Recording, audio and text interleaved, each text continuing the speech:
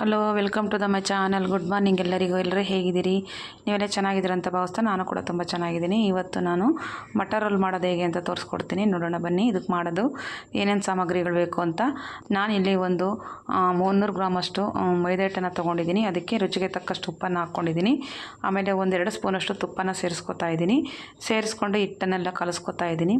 ಇದು ತುಪ್ಪ ಹಾಕಿ ಹಿಟ್ಟು ಕಲಿಸೋದ್ರಿಂದ ಗರಿಗರಿಯಾಗಿ ಚೆನ್ನಾಗಿ ಬರುತ್ತೆ. ಹಾಗಾಗಿ ಇದನ್ನೆಲ್ಲ ಕಲಸಿ ಒಂದ್ಸತಿ ಚೆನ್ನಾಗಿ ಮಿಕ್ಸ್ ಆಗಬೇಕು. ಹಿಟ್ಟಿಗೆ ಕೈಯಲ್ಲಿ ಉಂಡೆ ಕಟ್ಟಿದ್ರೆ ಉಂಡೆ ಥರ ಬರಬೇಕು. ಅದಕ್ಕೆ ಇದನ್ನು ಕಲಿಸ್ಕೊಬೇಕು. ಕಲಿಸ್ಕೊಂಡು ಈಗ ಉಂಡೆ ಥರ ಬರ್ತಾ ಇದೆ. ಇದಕ್ಕೆ ನೀರು ಎಷ್ಟು ಬೇಕೋ ಅಷ್ಟು ಹಾಕ್ಕೊಂಡು ಹಿಟ್ಟನ್ನು ಕಲಿಸ್ಕೊಬೇಕು. ಇದು ಚಪಾತಿ ಹಿಟ್ಟು ಹೇಗೆ ಕಲಿಸ್ತೀವೋ ಆ ಹದದಲ್ಲಿ ಕಲಿಸ್ಕೊಂಡ್ರೆ ಸಾಕಾಗುತ್ತೆ. ಸ್ವಲ್ಪನೇ ನೀರನ್ನು ಹಾಕ್ಕೊಂಡು ಈಗ ಹಿಟ್ಟನ್ನು ಕಲಿಸ್ಕೊಬೇಕು. ಹಿಟ್ಟನ್ನು ಕಲಿಸಿ ಚೆನ್ನಾಗಿ ಈ ಥರ ನಾದ್ಕೊಬೇಕು. ನಾದಿ ಇದನ್ನು ಹಾಗೇನೆ ಒಂದು 10 ನಿಮಿಷ ರೆಸ್ಟ್ ಮಾಡೋದಕ್ಕೆ ಬಿಡಬೇಕು. ಹಿಟ್ಟು ಸ್ವಲ್ಪ ನೆನೆದ್ರೆ ಚೆನ್ನಾಗಿ ಬರುತ್ತೆ. ಹಾಗಾಗಿ ಅದಕ್ಕೆ ಕಲಿಸ್ಕೊಂಡಿದ್ದೀನಿ. ನಾನು ಕಲಸಿ ಇದನ್ನು ಒಂದು ಪ್ಲೇಟನ್ನು ಮುಚ್ಚಿ ಇದನ್ನು ಒಂದು ಸೈಡ್ಗೆ ಇಟ್ಕೊತಾ ಇದ್ದೀನಿ. ಇದು ಒಂದು 10 ನಿಮಿಷ ನೆನೆಯುವಷ್ಟರಲ್ಲಿ ನಾನಿಲ್ಲಿ ಬಟಾಣಿ ತೊಗೊಂಡಿದ್ದೀನಿ. ಒಂದು 250 ಗ್ರಾಮಷ್ಟು ಬಟಾಣಿ ತೊಗೊಂಡಿದ್ದೀನಿ, ಹಸಿ ಬಟಾಣಿ. ಇದನ್ನು ನಾನು ಮಿಕ್ಸಿ ಜಾರಿಗೆ ಸ್ವಲ್ಪ ಹಾಕ್ಕೋತಾ ಇದ್ದೀನಿ. 2 ಟೈಮ್ ಹಾಕ್ಕೊಂಡು ರುಬ್ಕೋತೀನಿ.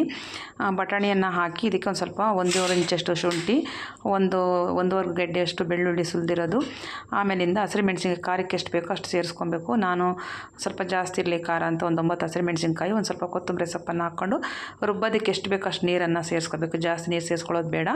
ಹಾಕ್ಕೊಂಡು ಇದನ್ನು ತರಿಯಾಗಿ ರುಬ್ಕೊಂಬರ್ಬೇಕು. ಜಾಸ್ತಿ ನುಣ್ಣಗೆ ರುಬ್ಬೋದು ಬೇಡ. ಈ ಥರ ರುಬ್ಕೊಂಬಂದಿದ್ದೀನಿ. ನೆಕ್ಸ್ಟ್ ಇನ್ನೊಂದು ಸ್ವಲ್ಪ ಇದ್ದಂಥ ಬಟಾಣಿನ ಸಹ ಹಾಕ್ಕೊಂಡು ಅದನ್ನು ರುಬ್ಕೊಂಬಂದು ಈಗೆಲ್ಲ ಮಿಕ್ಸ್ ಮಾಡಿ ಇಟ್ಕೊಂಡಿದ್ದೀನಿ. ಒಂದು ತಟ್ಟೆಯಲ್ಲಿ ಮಿಕ್ಸ್ ಮಾಡಿ ಇಟ್ಕೊಂಡು ಸ್ಟವ್ ಮೇಲೆ ಒಂದು ಬಾಣಲೆ ಇಟ್ಟು ಅದಕ್ಕೆ 1-1.5 ಸ್ಪೂನಷ್ಟು ಎಣ್ಣೆ ಹಾಕ್ಕೊಂಡು 1/2 ಸ್ಪೂನು ಜೀರಿಗೆ, ಒಂದು ಸ್ವಲ್ಪ ಹಿಂಗನ್ನು ಸೇರಿಸ್ತಾ ಇದ್ದೀನಿ. ಬಟಾಣಿ ಹಾಕೋದ್ರಿಂದ ಸ್ವಲ್ಪ ಹಿಂಗೆ ಹಾಕಿದ್ರೆ ಚೆನ್ನಾಗಿರುತ್ತೆ. ಹಾಗಾಗಿ ಹಿಂಗನ್ನು ಹಾಕ್ಕೊಂಡು ಅದು ಕಾದ ನಂತರ ನಾನಿಲ್ಲಿ ರುಬ್ಕೊಂಬಂದಿರೋಂಥ ಬಟಾಣಿ ಪೇಸ್ಟನ್ನು ಸೇರಿಸ್ಕೊತಾ ಇದ್ದೀನಿ. ಸೇರಿಸ್ಕೊಂಡು ಇದನ್ನು ಊರಿನ ಸಿಮ್ಮಲ್ಲಿ ಇಟ್ಕೊಬೇಕು. ಯಾಕಂದರೆ ತಳ ಹಿಡಿಯುತ್ತೆ. ಹಾಗಾಗಿ ಸಿಮ್ಮಲ್ಲಿ ಇಟ್ಕೊಂಡು ಇದನ್ನು ಎಲ್ಲ ಮಿಕ್ಸ್ ಮಾಡ್ಕೊಬೇಕು. ಬಟಾಣಿ ರುಬ್ಕೊಂಬಂದಿರೋಂಥದ್ದನ್ನು ಎಲ್ಲ ಮಿಕ್ಸ್ ಮಾಡ್ಕೊಂಡು ಇದಕ್ಕೆ ಒಂದು ಸ್ವಲ್ಪ ಮಿಕ್ಸಿ ಜಾರಿಗೆ ಏನಾದರೂ ಅಂಟಿದ್ರೆ ಒಂದು ಸ್ವಲ್ಪ ನೀರನ್ನು ಹಾಕ್ಕೊಂಡು ಅದನ್ನು ಇದಕ್ಕೆ ಸೇರಿಸ್ಕೊಳ್ಳಿ, ಸರಿ ಹೋಗುತ್ತೆ. ಜಾಸ್ತಿ ನೀರು ಹಾಕೋಕ್ಕೆ ಹೋಗ್ಬಾರ್ದು. ತೆಳ್ಳಗಾಗ್ಬಿಟ್ರೆ ಇದು ಉಂಡೆ ಕಟ್ಟೋದಕ್ಕೆ ಬರೋಲ್ಲ, ರೋಲು ಎಲ್ಲ ಮೆತ್ತಗಾಗಿ ಹೋಗುತ್ತೆ. ಅದಕ್ಕೋಸ್ಕರ ಸ್ವಲ್ಪ ಗಟ್ಟಿನೇ ಇರಬೇಕು.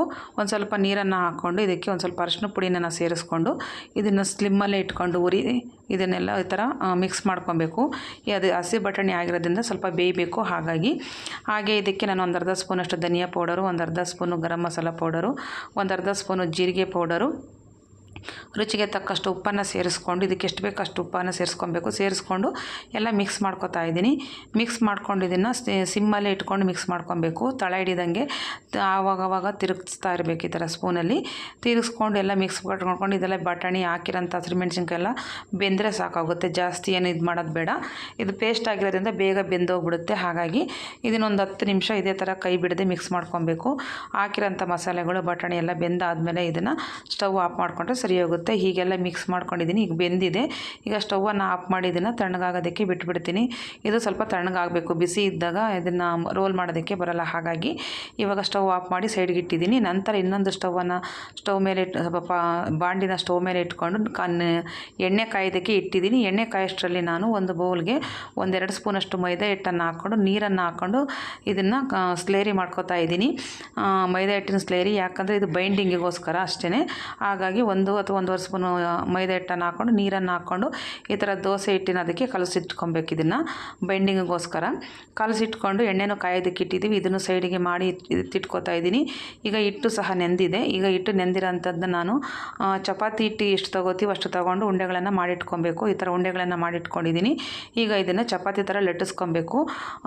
ಲಟ್ಟಿಸ್ಕೊಂಡು 4 ಸೈಡು ಕಟ್ ಮಾಡಿಕೊಂಡು ಬಾಕ್ಸ್ ಟೈಪ್ ಮಾಡ್ಕೊಬೇಕು. ಇದನ್ನೆಲ್ಲ ಈ ಥರ 4 ಸೈಡ್ ಕಟ್ ಮಾಡಿ ಬಾಕ್ಸ್ ಟೈಪ್ ಮಾಡ್ಕೊಂಡಿದ್ದೀನಿ. ಅದನ್ನು 2 ಭಾಗವಾಗಿ ಮಾಡ್ಕೊಬೇಕು. ಈ ಥರ ಚಾಕುನಲ್ಲಿ ಕಟ್ ಮಾಡ್ಕೊಂಡು ಈಗ ನಾವು ಮಾಡಿಟ್ಟಿರೋಂಥ ಇದು ಬಟಾಣಿದು ತಣ್ಣಗಾಗಿ ಹೋಗಿದೆ ಇದು ಪೇಸ್ಟು. ಇದನ್ನು ನಾವು ಇದಕ್ಕೆ ಇಟ್ಬಿಟ್ಟು ರೋಲ್ ಮಾಡಿ ಈ ಥರ ರೋಲ್ ಮಾಡ್ಕೊಬೇಕು. ಅದು ಎಷ್ಟು ಸೀಟ್ ಎಷ್ಟಾಗಲ ಇದೆ ಅಷ್ಟಾಗಲ ನಾವು ಬಟಾಣಿ ಪೇಸ್ಟನ್ನು ಹಾಕ್ಕೊಬೇಕು. ಹಾಕ್ಕೊಂಡು ಈ ಥರ ರೋಲ್ ಮಾಡಿ ನಾವು ಮೈದಾ ಹಿಟ್ಟನ್ನು ಕಲಸಿಟ್ಕೊಂಡಿದ್ದೀವಲ್ಲ ಅದನ್ನು ಈ ಕೊನೆ ಎಡ್ಜ್ಗೆ ಸ್ವಲ್ಪ ಬೈಂಡಿಂಗ್ಗೆ ಸ್ವಲ್ಪ ಸವರಬೇಕು. ಸವರ್ಬಿಟ್ಟು ಇದನ್ನು ರೋಲ್ ಮಾಡ್ಕೊಬೇಕು. ರೋಲ್ ಮಾಡೋದ್ರಿಂದ ಈ ಥರ ಎಣ್ಣೆಗೆ ಹಾಕಿದಾಗ ಬಿಡೋದಿಲ್ಲ, ಇಲ್ಲಾಂದರೆ ಎಣ್ಣೆಗೆ ಹಾಕಿದಾಗ ಎಲ್ಲ ಬಿಟ್ಕೊಂಡ್ಬಿಡುತ್ತೆ. ಹಾಗಾಗಿ ಅದಕ್ಕೆ ನಾನು ಇದನ್ನು ಕಲಸಿಟ್ಟಿದ್ದು. ಈಗ ಈ ಥರ ಬ್ರಷಲ್ಲಿ ಸ್ವಲ್ಪ ಹಚ್ಕೊಂಡ್ಬಿಟ್ಟು ಬೈಂಡಿಂಗ್ ಮಾಡಿಕೊಂಡು ರೋಲ್ ಮಾಡಿ ಇಟ್ಕೊಬೇಕು. ನಾ ಮಾಡಿರೋಂಥ ಹಿಟ್ಟನ್ನು ಕಲಸಿರೋಂಥ ಹಿಟ್ಟು ಎಲ್ಲನೂ ಇದೇ ಥರ ಮಾಡಿಟ್ಕೊಬೇಕು. ಒಂದು ಸರಿ ಮಾಡಿಟ್ಕೊಂಡು ಎಣ್ಣೆಗೆ ಹಾಕ್ಕೊಂಡು ನಾವು ಡೀಪ್ ಫ್ರೈ ಮಾಡ್ಕೊಬೋದು. ಒಂದೊಂದೇ ಮಾಡೋದ್ರಿದ್ರೆ ಎಣ್ಣೆ ಕಾದೋಗ್ಬಿಡುತ್ತೆ. ಹಾಗಾಗಿ ಒಂದು ಸತಿ ಹಾಕೋದಕ್ಕೆ ಎಷ್ಟು ಬೇಕೋ ಅಷ್ಟು ಈ ಥರ ರೋಲ್ಗಳನ್ನು ಮಾಡಿಟ್ಕೊಂಡು ನಾವು ಎಣ್ಣೆಗೆ ಹಾಕಿ ಡೀಪ್ ಫ್ರೈ ಮಾಡಿಕೊಂಡ್ರೆ ಸರಿ ಹೋಗುತ್ತೆ. ಹಾಗಾಗಿ ನಾನು ಕೂಡ ಇಲ್ಲೆಲ್ಲ ಹಾಕೋದಕ್ಕೆ ಒಂದು ಸತಿ ರೆಡಿ ಮಾಡಿ ಇಟ್ಕೊಂಡಿದ್ದೀನಿ. ಎಲ್ಲನೂ ಇದೇ ಥರ ಮಾಡ್ಕೊಬೇಕು. ಚಪಾತಿ ಥರ ಲಟ್ಟಿಸ್ಕೊಂಡು 4 ಸೈಡು ಕಟ್ ಮಾಡಿ ಅದರಲ್ಲಿ 2 ಭಾಗ ಮಾಡಿ ಅದಕ್ಕೆ ಬಟಾಣಿ ಪೇಸ್ಟನ್ನು ಹಾಕಿ ಈ ಥರ ರೋಲ್ ಮಾಡಿ ಸ್ವಲ್ಪ ಬೈಂಡಿಂಗಿಗೆ ಮೈದಾ ಹಿಟ್ಟು ಸ್ಲೇರಿನ ಹಾಕಿ ಉಂಡೆ ಮಾಡಿ ಈ ಥರ ಇಟ್ಕೊಬೇಕು. ನಾನೀಗ ಎಲ್ಲ ರೆಡಿ ಮಾಡಿ ಇಟ್ಟಿದ್ದೀನಿ. ಇದನ್ನು ಎಣ್ಣೆಗೆ ಹಾಕಿ ಡೀಪ್ ಫ್ರೈ ಮಾಡ್ಕೊಬೇಕು. ಹಾಗಾಗಿ ಈ ಥರ ಮಾಡಿಟ್ಕೊಬೇಕು. ಮಾಡಿಟ್ಟಿರೋಂಥದ್ದನ್ನ ನಾನು ಆ ಕಡೆ ಓಪನ್ ಇದೆಯಲ್ಲ, ಇದು ಎಣ್ಣೆಗೆ ಹಾಕಿ ಬಿಟ್ಕೊಂಡ್ಬಿಡುತ್ತೆ. ಹಾಗಾಗಿ ಈ ಥರ ಅದನ್ನು ಸಹ ಈ ಥರ ಡಿಪ್ ಮಾಡಬೇಕು. ಇದರಲ್ಲಿ ಮೈದಾ ಹಿಟ್ಟು ಕಲಸಿದ್ದೀನಲ್ಲ ಅದರಲ್ಲಿ ಆ ಕಡೆ ಈ ಥರ ಡಿಪ್ ಮಾಡ್ಕೊಬೇಕು. ಡಿಪ್ ಮಾಡಿ ಎಣ್ಣೆಗೆ ಹಾಕಿ ಡೀಪ್ ಫ್ರೈ ಮಾಡಿದರೆ ಅದು ಎಲ್ಲ ಬಟಾಣಿ ಪೇಸ್ಟ್ ಈ ಕಡೆ ಬರೋದಿಲ್ಲ. ಹಾಗಾಗಿ ಈಗ ನಾನೆಲ್ಲನೂ ಮಾಡಿಟ್ಟಿರೋಂಥದ್ದೆಲ್ಲನೂ ಈ ಥರ ಡಿಪ್ ಮಾಡ್ಕೊತಾ ಇದ್ದೀನಿ. ಡಿಪ್ ಮಾಡಿಕೊಂಡು ಎಣ್ಣೆಗೆ ಹಾಕ್ಕೊಂಡು ನಾನು ಇದನ್ನು ಡೀಪ್ ಫ್ರೈ ಮಾಡ್ಕೊತಾ ಇದ್ದೀನಿ. ಎಣ್ಣೆ ಜಾಸ್ತಿ ಕಾದಿರಬಾರ್ದು, ಮೀಡಿಯಮ್ ಕಾದಿರಬೇಕು. ಜಾಸ್ತಿ ಕಾದಿದ್ರೂ ಸಹ ಸೀದೋಗ್ಬಿಡುತ್ತೆ, ಮೆತ್ತಗಾಗ್ಬಿಡುತ್ತೆ. ಹಾಗಾಗಿ ಮೀಡಿಯಮ್ ಉರಿ ಇಟ್ಕೊಂಡು ಇದನ್ನು ನಿಧಾನಕ್ಕೆ ಡೀಪ್ ಫ್ರೈ ಮಾಡ್ಕೊಬೇಕು. ಗೋಲ್ಡನ್ ಕಲರ್ ಬರೋವರೆಗೂ ಇದನ್ನು ಡೀಪ್ ಫ್ರೈ ಮಾಡ್ಕೊಳ್ಳಿ. ಎಲ್ಲ ಕಡೆ ತಿರುಗಿಸ್ತಾ ಈ ಥರ ಡೀಪ್ ಫ್ರೈ ಮಾಡಿಕೊಂಡ್ರೆ ಚೆನ್ನಾಗಾಗುತ್ತೆ, ಗರಿಗರಿಯಾಗಿ ಬರುತ್ತೆ. ಈಗ ನಾನು ಸಹ ಈ ಥರ ಮಾಡಿದ್ದೀನಿ ನೋಡಿ, ಈಗ ಚೆನ್ನಾಗಾಗಿದೆ. ಇವಾಗ ತೆಗಿತಾ ಇದ್ದೀನಿ. ಇವಾಗ ಮಾಡಿಟ್ಟಿರೋಂಥ ಎಲ್ಲನೂ ಇದೇ ಥರ ಮಾಡ್ಕೊತಾ ಇದ್ದೀನಿ. ನಿಮಗೆ ಕರಿಯೋದಕ್ಕೆ ಎಷ್ಟು ಬೇಕು ಅಷ್ಟು ಮಾಡ್ಕೊಳ್ಳಿ. ಈ ಥರ ಮಾಡಿ ಡೀಪ್ ಫ್ರೈ ಮಾಡ್ಕೊಳ್ಳಿ, ಎತ್ತಿಟ್ಕೊಳ್ಳಿ, ಆವಾಗ ಸರಿ ಹೋಗುತ್ತೆ. ಒಂದೊಂದೇ ಮಾಡಿಕೊಂಡ್ರೆ ಸರಿ ಹೋಗೋದಿಲ್ಲ. ಹಾಗಾಗಿ ಕರಿಯೋದಕ್ಕೆ ಎಷ್ಟು ಬೇಕೋ ಅಷ್ಟು ಮಾಡ್ಕೊಬೇಕು. ನಾನು ಸಹ ಈ ಥರ ಮಾಡಿಟ್ಕೊಂಡಿದ್ದೀನಿ. ಈಗೆಲ್ಲ ಡೀಪ್ ಫ್ರೈ ಮಾಡಿ ಎತ್ತಿಟ್ಕೊತಾ ಇದ್ದೀನಿ. ಈಗ ಇದನ್ನು ಟೊಮೊಟೊ ಸಾಸ್ ಜೊತೆ ಅಥವಾ ಪುದೀನಿ ಚಟ್ನಿ ಜೊತೆ ಯಾವುದ್ರ ಜೊತೆ ಬೇಕಾದ್ರೂ ತಿನ್ಬೋದು, ತುಂಬ ಚೆನ್ನಾಗಿರುತ್ತೆ. ಸಾಯಂಕಾಲ ಈವ್ನಿಂಗ್ ಟೈಮಲ್ಲಿ ಸ್ನ್ಯಾಕ್ಸ್ ಆಗಿ ಸಹ ತಿನ್ಬೋದು. ಮಕ್ಳು ಕೇಳಿದಾಗ ಮಾಡಿಕೊಡ್ಬೋದು, ತುಂಬ ಚೆನ್ನಾಗಿರುತ್ತೆ. ನೀವು ಒಂದ್ಸರಿ ಟ್ರೈ ಮಾಡಿ.